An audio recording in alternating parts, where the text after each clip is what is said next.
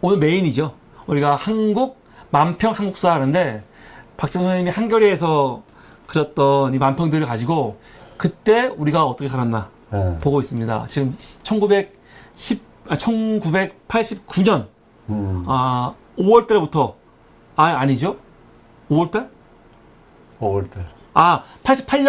88년은 이미 넘어갔고 지금 89년 하고 있습니다. 오늘은 3월 1일부터 3월 15일까지 한 보름 정도에 나는 만평을 여러분들 소개해 드리겠습니다. 야, 이것도 뭐 지금하고 비슷하네. 처음 만평입니다. 이게 3월 1일째 만평. 1989년 3월 1일째 만평입니다. 3일절이라서 그러신 것 같아요. 근데 뭐냐면 원천 봉쇄하라. 그냥 이렇게 시위가 일어나면 안 되니까 아예 원천 봉쇄하라는 거죠. 그렇지. 우리가 이게 왜 나왔냐면 우리가 지난 시간에 잠깐 다르긴 했어요. 2월 27일 날 부시가 왔거든요, 우리나라에. 부시가 와갖고 5시간 45분 딱 머물다가 바로 가버렸어요. 근데 부시가 오기 전에 어떤 일이 있었냐? 부시도 부시지만 이 당시에 89년도에 농민들 시위가 엄청나게 컸어요. 그럼. 농민들 시위가. 그래서 보면은 2월 14일 날 여의도에서 농민 2만 명이 격렬 시위를 벌였다. 수세 폐지, 고추 전량 수매 요구. 그러니까 저수경찰이 와서 1시간 반 동안 투석전. 굉장히 큰 집회였거든요. 그래서 이때부터 이걸 계기로 이 농민들의 여의도 시위를 계기로 이때부터 19일도 시위가 있었고 25일, 26일 시위가 있었는데 이걸 다 어떻게 했냐면 원천 봉쇄. 원천 봉쇄를 했어요. 맞아요. 그리고 요 시위를 전후로 해갖고 이제 강경 진압 하거든요. 그래서 이때부터는요 기자들까지도 막 두들겨 패고 막 그래요, 실제로. 관련된 기사 보면은 여기 이날 현장을 취재 중이던 한겨레 진정영 기자가 흥분한 농민들에게 맞아 뭐 부상당했고 이건 농민에게 맞은 거네. 그러게. 동아일보 사진부 석동열 기자도 카메라를 뺏기고 구타당했다 말 나오는데 근데 이게 뭐 좀 이상하네. 그게 아닌데 원래 새마을 봉사단원 이 농민들이 시위하고 집에 가려고 하니까 여기 뭐라고 나오냐면은 새마을 봉사단원 100명 여기는 이제 정권의 거의 뭐 홍위병 같은 사람들이죠. 그렇지. 이 100명이 농민들이 고향으로 돌아가기 위해 타고 있던 이 버스를 가로막은 다음에 난입 강목동으로 농민들을 때려잡았거든요. 아마 그러면서 기자들 폭행도 같이 있었나 봐요. 그런 식으로 있었던 거죠. 그리고 2월 27일 날 이게 이거예요. 부시 방한 반대 시위 봉쇄 키로. 그러니까 이 농민들이 시위한 이유가 그 또 이 수입 문제 있거든요. 그래서 반미 운동도 했어요, 농민들이. 부시에 대해 반대한 것도 했거든요.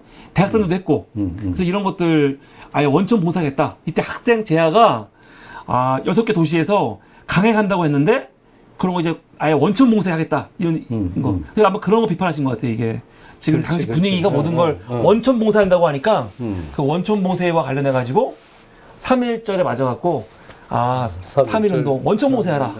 아마 그런 것 같습니다. 지금하고도 똑같아. 지금 우리 촛불 시위를 하잖아. 네.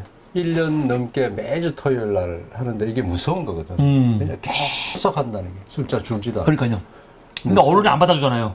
지금 언론도 하나도 거의 안 받아주고 언론도 똑같은 거야. 또 안 받아주고 지금 서서히 이 불법 시위로 만들겠다. 불법 시위로? 불법화해서 이걸 아예 원천 봉쇄하겠다? 봉쇄하려고 하는 조짐을 보이고 그러면 곧 나오겠네, 살수차? 나올 수도 있겠네요. 진짜? 지금 그렇게 하려고 한다는 거 아니에요? 네.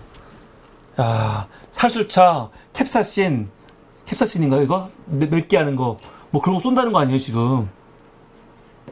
지금은 민노총이라든가 그런 집회들만 그렇게 하고 있는데, 앞으로 지금부터는 이제 이거 문화재도 어쨌든 불법화 하겠다는 거지. 불법화를 하려고 하는 거야, 지금. 뭐, 코에 고면 콜고이죠, 뭐. 시법 위반으로 걸려고 하면은 다 걸 수 있겠지, 뭘. 그 우리가 만든, 네. 그 태진이, 태진이 평화다. 네. 뭐 이런 걸 우리가 만들어서 네. 의논해가고 그걸 북한에서 지령을 했대. 아, 북한 지령. 기가 막히는 일이지. 근데 언론이라는 거는 조선일보 이런 데서 그렇게 썼어. 네. 그럼 증거를 내라. 증거는 없어. 이거 우리가 만든 건데. 음. 그런데 그걸 언론 그거를 하면은 언론 중재위에서 이러고 저러고 해서 그렇게 넘어가는 거야. 그러니까 지금 정부에서는 북한이 한 거다. 언론에서는. 북한에. 그럼 선생님들은 우리가 한 거다. 우리가 만드는 거지. 그럼 답은 선생님이 북한인가 보네요. 그렇다고 봐요. 예. 우리 잡아가야지. 그러니까 너무 어이없는 일이. 그러니까 이런 거 들어오면 놀랍지도 않아요. 지금이잖아 지금. 정말로 지금 벌어지고 있는 일 그대로입니다. 이게 3월 2일 날 만평입니다. 중간평가. 중간평가는 우리가 여러 번 했죠. 노태우가 그 정권 잡을 때 공약이 나는 중간평가 받을 거다. 그거. 그래갖고 지금 야한당 김영삼, 김대중, 김종필이 다 속셈이 달라요 지금. 그래서 중간평가 이때 올림픽 끝나고 좀 그래도 괜찮은 시기라고 생각해서 지금 정부에서는 오히려 평가를 받겠다. 그렇지. 그래. 그런데 이제 김대중 같은 경우는 지금 하면 안 된다. 괜히 했다가 중간평가 했는데 잘 나오면은 오히려 힘 실어주는 거 아니에요. 그렇지. 그냥 안 된다. 그런 식이고 지금 서로 다 입장이 다른. 그러니까 지금 아예 누워버렸어요. 중간 정부 돌파하겠다고. 너무 귀여운 거 아닙니까 이거? 노태우는 그림 그리기가 어떠셨어요, 선생님? 노태우는 너무 그림이 내가 그림을 보니까 너무 딱 분명하게 드러나더라고요. 쉬워. 노태우는요? 오히려? 누가 제일 어려웠어요, 선생님? 근데 다 특징이 너무 딱 드러나. 다 있었어. 그렇게 어렵지는 않았어. 다 특징이 있으니까? 김영삼도 그렇고, 김대중, 김종필이 항상 이렇게 일을 크게 그리시더라고요. 크게 그랬지. 이제 고영 수호지의 무대. 네. 그 이빨 큰 거, 그걸 내가. 차가를 하구나. 해가지고. 예. 그래서 보면은 이때 2월 28일 날 야3 김총재 회담 내일 4일 개최한다. 이게 많이 나오거든요. 이게 뭐냐면 이제 어떻게 할 거냐 서로 입장을. 그래서 이것 때문에 야3당이 입장이 다 달라요. 그래서 중간평가 얘기 많이 했으니까 당시도 이런 얘기. 이거는 앞으로도 계속 나올 겁니다. 이게 계속 가거든요. 3월 3일 날 만평. 이거 중요합니다. 전농년 자주민주 통일 나오잖아요. 우리의 삶은 우리 손으로. 이게 뭐냐면요. 전농년이라는 게 3월 1일 날 3월 3일 만평이거든요. 3월 1일 날 전농년이 출범을 해요. 전국 농민운동단체의 통합체인 전국농민운동연합. 아까 말씀드렸잖아요. 농민들 시위가 엄청 셌다고. 그래갖고 농민들이 하나의 모임을 만드는 거죠. 이게 전국농민운동연합 출범. 3월 1일 날 모습이죠. 간홍, 기농 중심 95개 군조직 참여. 이 군은 군대가 아니고 이 군. 그래서 여기서 뭐 하냐면 농수산물 수입 개방 저지 및 제값받기 운동을 하는 거예요. 그래서 이걸 하는데 보면은 우리의 삶은 우리의 손으로. 그래서 농민들이 사실은 지금도 시위를 하긴 하시지만 사실 90년대에 그 90년대에 농민 시위가 굉장히 셌어요. 그렇지. 굉장히 셌습니다. 그러니까 같이 가는 것 같아요. 민주화 투쟁 하면서 민주화 투쟁은 민주화 투쟁대로 또 노동은 노동운동, 농민은 농민운동 해갖고 이 당시에 시위가 굉장히 많았습니다.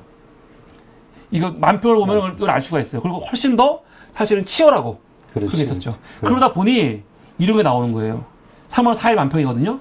폭력 엄단, 과잉 진압은 용서해도 소국 진압은 용서 없다. 노태우 때 정말로 시위가 많았거든요. 농민, 그래요. 학생, 그리고 노동자 많았거든요. 그러다 보니 진압을 굉장히 세게 하는 거죠. 지금 근데 지금 기사가 누워 있잖아요. 그렇지. 기사는 상징이에요. 원래 기사는 안 건드리잖아요. 그래. 근데 이 기사까지 패는 거죠. 아까 농민들 시위 말씀드린 거, 농민 시위 굉장히 셌고요. 그리고 아까 부시 방한 반대 시위 했죠. 2월 28일 날 기사가 나와요. 경찰, 기자 의도적 폭행 일수, 신문 밝혀도 문매, 보름 새 8명 다쳤다. 관련자 문책만 하고 그냥 넘어가는 거죠. 앞에 보이는 사진이 코뼈 부러진 한겨레 신문의 김성규 기자. 두들겨 패는 거야, 이렇게. 근데 내가 이게 근데 잘 아는 기자야. 그래요? 근데 이게 우연이 아니에요. 그러니까 예를 들어서 물론 농민도 때리면 안 되죠. 근데 뭐 기사인지 모르고 했다 그게 아니에요. 기사인지 알고 팬 거예요. 그렇지. 기사 보면 이 기사 봐야 돼. 26일 오후 3시 15분께 동인천에서 열린 노태우 집권 규탄 대회를 취재하던 연합통신의 김낙중 기자가 백골단이죠. 사진 사복불사단 백골단 100명이 인천시 중구 답동 성당 군에 50m까지 들어가 김명자 씨 4명에게 문매를 가는 장면을 취재하고 있었는데 눈대를 패고 있는 거죠. 이때 백골당 시어 명이 10명이 1m 크기의 강목으로 기타를 두고 팬 거죠. 너 왜 찍고 있냐고. 그러니까 기자가 맞으면서 나 취재 기자라고 외쳤는데 오히려 기자들은 죽여라 소음을 치면서 김성규 기자를 주먹과 발로 무차별 구타하고 방패로 내리찍는 등 폭행을 했다. 그래서 연합통신의 김 기자는 머리를 5번을 꼬맸고 한겨레 김 기자는 코뼈가 부러졌다. 그 밖에도 인천신문의 박근원, 김영민, 국민외 사진부의 이승건 다 두고 맞았다는 거죠. 야, 이게 말이 됩니까? 기자들? 된다. 그래. 기자들을 그렇게 두드려 패. 기자들을? 짓밟고. 3월 4일 백골단의 언론 테러범을 잡아내라. 치안본부장은 문책 이전에 자퇴하고 뭐 사퇴 안 하죠. 사설 비슷하게 쓰인 거예요. 이거 잡아내라고. 근데 다 넘어가는 거죠, 뭘. 그래갖고 이때 보면은 노태우가 범죄와의 전쟁 선포하면서 범죄와 전쟁 하잖아요. 그것만 하는 게 아니죠. 사실은 노동자들, 또 뭐 농민들, 학생들에 대해서 과잉 진압.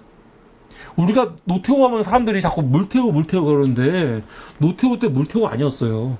물태우라는 게 난 노태우를 왜 물태우라고 그랬어? 노태우 때 과잉 진압 엄청 했거든요. 정조조도 그때 다 그래 됐고. 투지로 패고 다. 예. 그리고 이때 사실은 검찰들이 힘을 지금처럼 갖게 되는 게 이때부터 시작이거든요. 이 강기훈 유서 대필 조사 사건. 이거 노태우 때리는 거예요. 그렇지. 다. 그냥 물태우가 아니었다고요. 얼마나 폭력. 맞아. 정권이었는데. 물태우로 가니까 마치 전두환에 비해가지고, 굉장히 좀 유두리 있게, 했나? 그거 아닙니다. 이때 굉장히 엄혹하게. 맞아. 이때 다 따라잡았어요. 학생 운동이건 뭐건. 그래서 소국 진압은 용서 없다. 3월 4일. 사실은 오늘 이걸 좀 제가 심도 있게 준비했습니다. 이게 뭐냐면 금강산에서는 불 띄고 있잖아요. 근데 불 꺼버리고 있어. 뭐 윤희상 음악제. 참 이게 그러니까 너무나 정말 애통하고 절통한 일이야. 그러니까 금강산 불 이렇게 떼고 있다는 거는 정주영이가 북한 갔다 오면서 뭐 금강산 개발이라든가 여러 가지 분위기가 좋아지는 느낌이 있잖아요. 또 88 올림픽 하면서도 북한하고 뭐가 될 것처럼 했단 말이야. 그 정부도 앞에서는 이 뭡니까 남북 공동성명 같은 거, 공동성명 아니지, 이 칠칠선언 하면서 뭐가 있는 것처럼 했어요. 근데 실제로 그래가지고 추진된 게 윤희상 음악제 같은 거 추진된 거거든요. 근데 이런 건 용납 안 하는 거죠. 근데 윤희상 이야기 하려면은 이걸 안 할 수가 없습니다. 67년 7월 8일 날 안기부가 갑자기 엄청난 대한민국 역사상 가장 큰 간첩단 사건이거든요. 동백님. 그렇지. 동백님 거점으로 한 북계 공작단 검거했다는 거예요. 북계 공작단. 근데 이 공작단이 일반 공작단이 아니고 해외에 있는 유학생, 지식인들, 예술인들, 의사 한 200명 했다는 거예요. 그래서 70명 구속하고 7명 뭐 송치했다 이건데, 여기 보면은 이 왼쪽에 맨 뒤에 있는 사람, 이분이 윤희상이죠. 맞아. 그러니까 동백님이라는 거는 동베를린 얘기하는 거거든요. 우리나라 사람들이 이때 베를린 유학한 사람들이 많았어요. 맞아. 베를린. 근데 베를린도 이때 보면은 이 독일도 2차 대전 이후에 이 나뉘잖아요. 나라가 나뉘잖아요. 그렇죠. 그리고 베를린이 수도였는데 수도도 나뉜단 말이에요. 이 좌우로. 그렇죠. 아니, 우리랑 똑같아. 근데 우리나라 학생들이 베를린으로 유학을 많이 갔는데 베를린이 되게 특이해요. 왜 특이하냐면 제가 지도를 갖고 왔나? 독일도 2차전 이후에 영국하고 프랑스 그리고 미국 여기 뭐 서방이니까 서방과 그리고 동독은 소련이 이렇게 부산 통치를 하거든요. 소련. 그런데 문제는 뭐냐면 지금 소련 동독에 뭐가 있냐면 독일의 수도 베를린이 있단 말이에요. 그럼 베를린도 보면은 그 뭐야 소련이 이 치하에 있는 것 같잖아요. 그렇죠. 그런데 수도는 너무 중요하기 때문에 어떻게 합의를 하냐면 독일을 크게 봤을 때 서독과 동독으로 나눴어. 이거 자유진영과 공산진영으로. 그런데 베를린만 또 나눠요. 베를린만 그 안에서 여기는 자유진영 반은 공산진영으로. 그러니까 공산진영 안에 베를린 반은 자유진영인 거예요. 자유진영.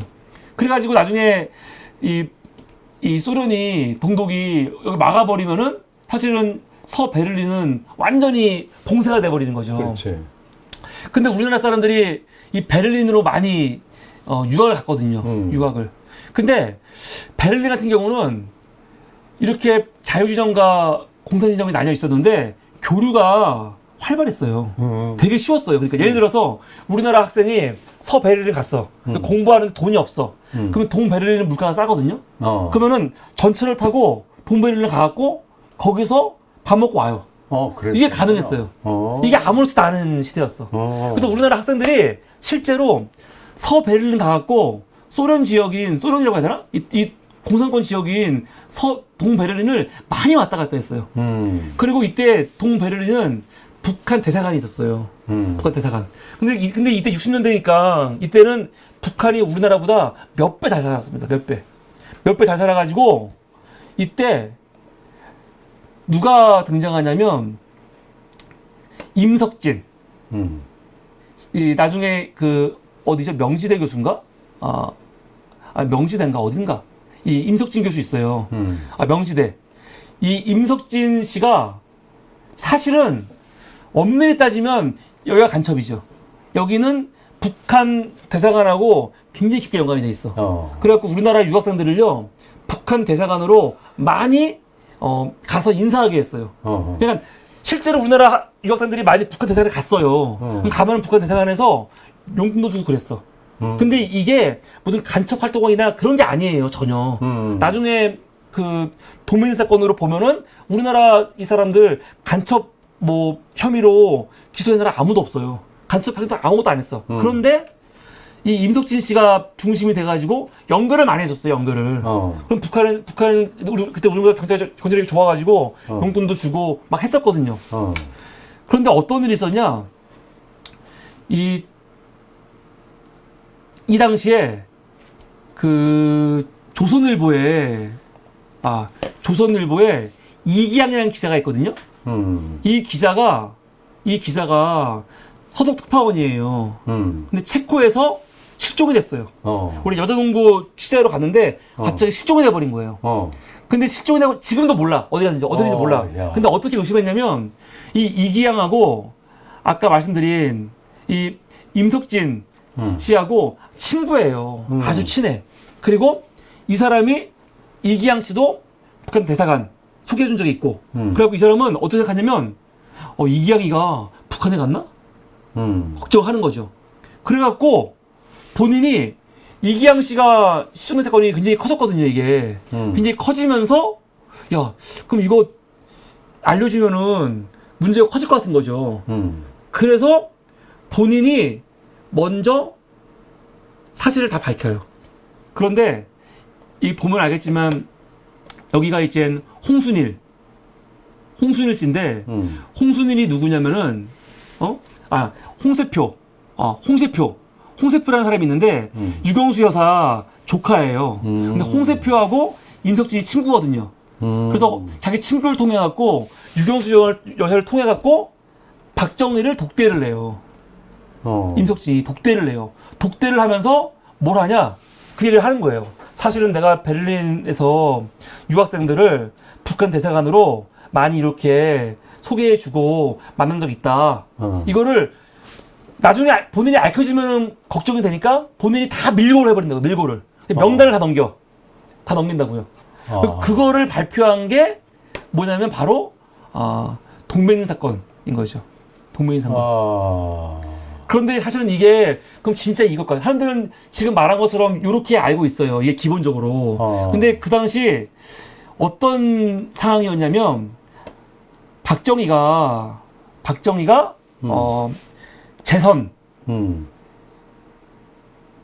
재선을 하는데 이게 5월 달이었거든요. 재선을 했어요. 그리고 바로 뭐가 있냐면 국회의원 선거가 있어요. 국회의원 선거.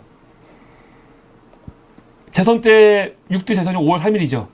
5월 3일 날 재선을 합니다. 그리고 윤보선을 이겨요, 박정희가. 재선을 했어.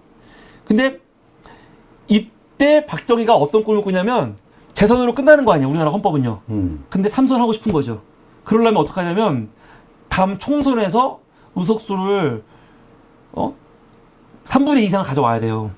근데 대선하고 이 총선하고 한 달밖에 차이가 없어요. 그래서 6월 8일 날 총선이 있거든요. 6월 8일 날? 이게 6월 8일 총선. 근데 이때 압승을 합니다. 압승을 하면서 몇 석을 가져가냐? 전체 보면 알겠지만 전체 몇 석이야? 지역구 131석 중에 102석. 전국구. 그러니까 전체 175석 중에 129석을 가져가니까 엄청나게 압승한 거잖아요. 그런데 68 선거 선생님 이때는 선생님이 연세가 몇쯤 되시죠? 67년. 67년이면 뭐 한 67년. 67년. 67년? 네. 그때는 한 고등학교? 67년이면 중3. 중3. 이 68 선거가요. 대한민국 역사상 가장 대놓고 한 그 부정선거거든요. 이건 제가 나중에 강의 한번 하려고 하는데 이때 진짜 어마어마한 부정선거가 시작이 돼요. 진짜 어마어마한. 거야. 진짜로. 거야. 이게 막 공권력 다 이용해가지고 어마어마한 전국 일제히 투표했는데 이거 보면은 이거 당시에 기사도 나왔어요. 사상 최악의 부정선거. 야당 68 총선 규탄한다 하면서 이 부정선거 때문에 전국에서 시위가 엄청나게 크게 일어나요. 이 부정선거. 이게. 그래서 이 부정선거가 엄청나게 크게 6월 9일부터 막 일어나는데 이 부정선거에 대한 국민들의 분노가 한 방에 없어지는 게 뭐냐면 바로 한 달 후에 나왔던 이 동맹인 사건이거든요. 동맹인 사건. 맞아, 그런 것 같아. 동맹인 사건. 이게 과연 우연이냐. 그래가지고 실제로 동맹인 사건이 다 터지고 나니까 그 부정선거에 대한 이 분위기 있잖아요. 그게 착 가라앉아요. 그러네. 왜냐면은 잘못했다가는 간첩으로 몰릴 딱 분위기거든요. 이게 어마어마하게 큰 사건이었기 때문에. 그리고 아까 그 임석진 씨가 얘기했잖아요. 그 친구가 5월 15일 날 없어졌다고. 예? 없어져가지고 뭐 그 이후에 박정희 찾아가갖고 얘기한다고 하잖아요. 그 시기가 딱 언제냐면은 딱 68 부정선거 터진 다음에 딱 그 시기거든요. 그래가지고 임석진이 이중수파이라는 말이 있어요. 그러니까 진짜로 본인이 북한하고 왔다 갔다 하면서 사람들 이렇게 연결해줬는데 그게 걸릴까봐 무서워서 한 게 아니고 처음부터 동맹인 사건 같은 거 만들어내려고 했던 딱 시기 맞춰갖고 했던 거 아니냐라는 의심이 있죠. 박정희는 결국 요 분위기 타가지고 어떻게 하냐? 삼성 개헌하는 겁니다. 삼성 개헌하고 그 다음에 유신하는 거죠. 이게 임석진 씨가 그 뭡니까 동맹인 사건 관련해가지고 재판할 때 증인 나와갖고 다 폭로하는 거 뭐 그런 사진이고 이 사람은 뭐 그 이후에 잘 살았어요. 우리나라 와갖고 해겔 철학 대가로서 임석진 교수 결세.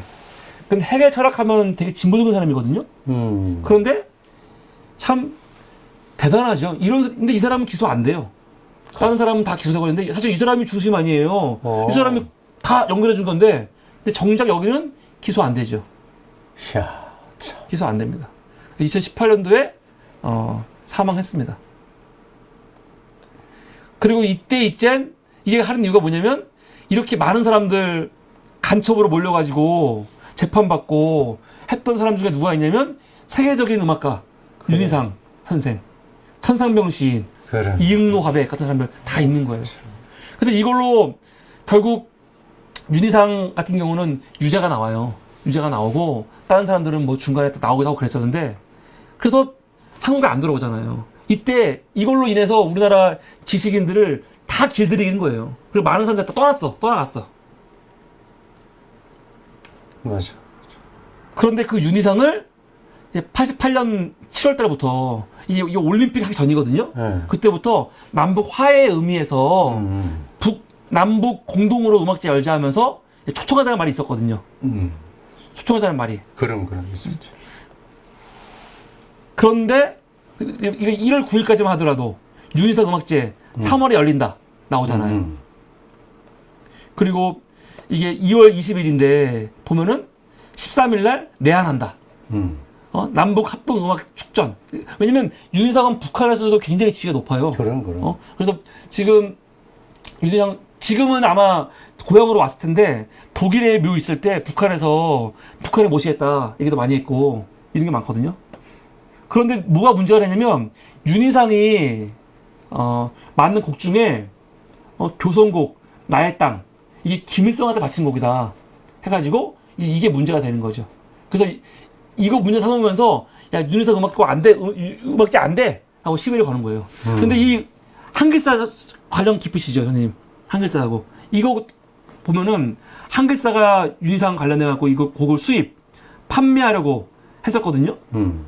근데 윤희상 음악 전집 가운데 북한의 교황단이 연주한 사고에 대해서는 정부가 이를 허용치 않기로 결정했다는 거예요. 그러니까 이걸 핑계로 안 되는 거죠. 이게 3월 3일 날 기사 윤희상 귀국 취소 안 된다는 거예요. 그리고 3월 5일 날 가면은 남북 음악 축전 먹구름 떠오르는 남초. 윤희상 선생님 측에서도 동맹사건 사과하라고 요구하고 얘네들이 또 핑계가 뭐냐면 윤희상이 오면은 광주에서 음악 하려고 그랬거든요. 이걸 시비 거는 거예요. 왜 광주에서 하려고 하냐? 이거 뭔가 정치적인 거 아니냐? 그런 식으로. 3월 5일 남북 음악 축전 회피 말라. 민예총 예총 비난 성명.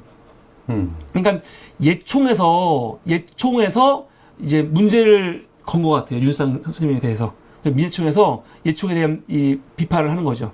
예총은 민족 합동 음악 축전의 실질적인 추진을 회피하려는 정부 당국의 정치책을 놀아나는 작태를 중지하고 통일을 염원하는 국민의 뜻에 따라 민요예술 운동에 동참하라. 그러니까 정부에서 윤희상 씨가 광주에서 음악하려고 하니까 정치적인 거다 하라고 하니까 예총에서도 맞아 정치적인 거 아니야? 라고 그런 식으로 좀 입장을 보였거든요. 그러면서 문제가 되는 거죠. 그래서 3월 18일에 보면은 윤희상 씨 귀국 불발 광주 탓은 어불성설 이 박지수 씨가 나와갖고 말도 안 된다. 광주가 이게 뭔 상관이냐. 보면은 예총하고 지금 비슷한 원래 같은 거 아니야? 민예총하고요? 다른 겁니다. 다른 거야? 네네네. 민예총하고 이때. 오케이. 그래서 이제 어불성설. 박지수 씨가 뭐라고 하냐면 이렇게 말해요. 예정대로라면 서독의 윤희상 씨는 지금쯤 국에 와 있을 때다. 남북 음악 축전도 협상하고 국내 공연 연주 지도도 하고 떠났던 고향도 방문했을 것이다. 또한 80년 광주의 5월을 보고 통안의 밤을 지새며 작곡했다는 표본 광주의 영원히를 민족적 비극의 표본 도시 광주에 올라가기 위해 바쁠 때다. 그러나 그는 끝내 고국에 서지 못했다. 신문 지상의 보도라면 그의 귀국 불발은 상당 부분 광주 탓으로 돌려진다. 정치적 집회에 운운하며 모든 일정 취소에 광주가 볼모로 잡혀있는 듯한 인상이다. 광주 초청 음악제 광주의 영원히 위해 실무 작업을 해왔던 나는 결단코 광주를 둘러싼 소문이 사실이 아닌을 밝히고자 하며 오히려 광주의 모든 책임을 뒤집어 씌우려는 것 자체가 정치적 음모를 말하고자 한다. 난 웃긴 게 뭐냐면 이때 계속 광청문회 하면서 얘기하잖아요. 그런데도 불구하고 청문회 같은 거 한다고 하면서도 했잖아 이미. 광주 억울하다고. 억울한 거 다 알잖아 이때는. 그런데도 광주를 계속 이렇게 정치적인 걸로 고립을 시키는 거예요. 그러네. 맞아. 여전히. 그래서 결국 윤상 음악가는 우리나라에 못 오죠. 나중에 94년도에 뉴욕에서 남북한 회동포 음악가 윤상 음악제가 열려요. 뉴욕에서. 우리나라에서는 못 열립니다. 94년도. 95년도에 결국 별세 하시죠. 이때 지금 사과해라 뭐 그 이때는 김영삼 때거든. 네. 김영삼 때 뭐를 사과해라 이래가지고 못 왔지. 그냥 모시면 되는데 참 옹색한 옹졸한 정권이었어. 그래서 지금 재심하려고 할 거예요. 재심한다고 하니까 검찰들이 또 난리치고 있죠. 동명이인 사건은 완전 조작 사건이거든요. 그렇지. 그런데도 이거를 지금 계속, 그래서 지금 보수 언론에서는, 그리고 지금도 그쪽에서는 간첩이라고 말하고 있잖아요, 지금. 정말 어이가 없는 거죠. 그래서 이게 지금 그 내용입니다. 금강산 같은 거, 정주가 갔다 와서는 남북 관계에 뭐 있는 것처럼 얘기하는데, 유인상 음악자 같은 거는 절대 못하게. 이거 좀 이해가 안 돼요. 이거 왜 이렇게 하지? 이게 뭐 대단한 거라고? 그냥 이게 자기들이 지은 죄가 있으니까. 근데 그거 노트북 한 게 아니잖아요. 박정희 딴 거 아니에요. 그러니까. 67년인데 벌써 몇 년이 지났어요. 그러면 이거를 본인들이 그냥 털어가도 될 것 같은데 그게 안 되나 봐요. 안 되는. 왜냐면 지금 검찰도 윤희상과 관련해 갖고 재심한다고 하니까 난리치고 있거든요. 지들이 왜 난리를 쳐? 자기들 과거에 선배들이 했던 거는 그냥 무조건 무효하다는 거야? 그런 것 같아요. 그러면 안 되지. 그러면 안 되지. 바로 그겁니다. 윤희상 음악제. 그래서 이제는 있는 대로 밝혀야지. 자나깨나 불조심. 윤희상 음악제는 불태우는 거. 이게 지금 그 의미가 있고